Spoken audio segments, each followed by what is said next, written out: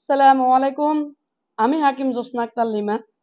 এই মুহূর্তে Facebook page MUMC health tips page থেকে কথা বলতেছি।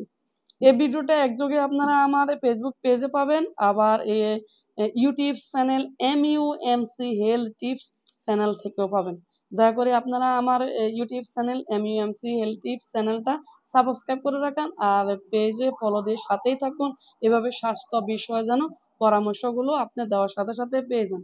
আমি এখন এই মুহূর্তে কথা বলবো অতিরিক্ত চিনি এবং চিনিজাত বস্তু, দ্রব্য বা খাবার খেলে আপনার কি কি শারীরিক ক্ষতি হতে পারে, এ বিষয়ে আমি আপনাদের সাথে একটু শেয়ার করব। ভিডিওটা কন্টিনিউ করতে থাকেন।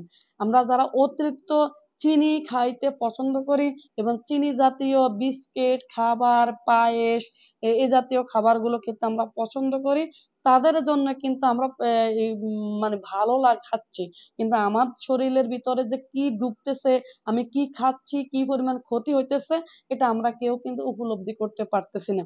আসুন আমরা জেনে রাখি। আমি প্রথমত যেটা আপনাদেরকে বলবো, চিনি এবং চিনিজাত দ্রব্য যদি আপনি বেশি খান, প্রথম যে রোগটা আপনার দেখা দিবে সেটা হলো আপনার ওজন বেড়ে যাবে এবং আপনার ডায়াবেটিস দেখা দিবে, অর্থাৎ ব্লাড সুগার শরীরের ভিতরে জমে যাবে।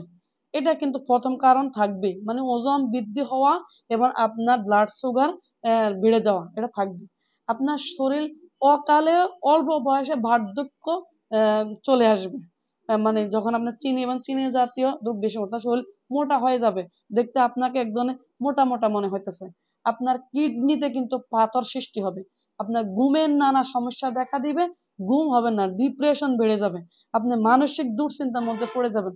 আপনার হার্টের নানা সমস্যা দেখা দিবে, হার্টে হৃদরোগ, পালপিটেশন, মানে এই জাতীয় নানা রকম সমস্যা দেখা দিবে। আপনার হজমে সমস্যা দেখা দিবে, কোনো খাবার খেলে হজম হবে না, খাবার খেতে ভালো লাগবে না, আপনার একবার খেলে আবার খেতে ইচ্ছে করবে না, আপনার পেটটা কিন্তু অসুস্থ অসুস্থ মনে হবে যদি আপনার চিনি এবং চিনি জাতীয় খাবার বেশি। দুশ্চিন্তা এবং ডিপ্রেশন তো আপনার থাকবেই। এছাড়া আপনার গাউট হবে, আপনার গাউট, হাত পা গিরে গাড়া ব্যথা হওয়া, এগুলা কিন্তু বেড়ে যাবে।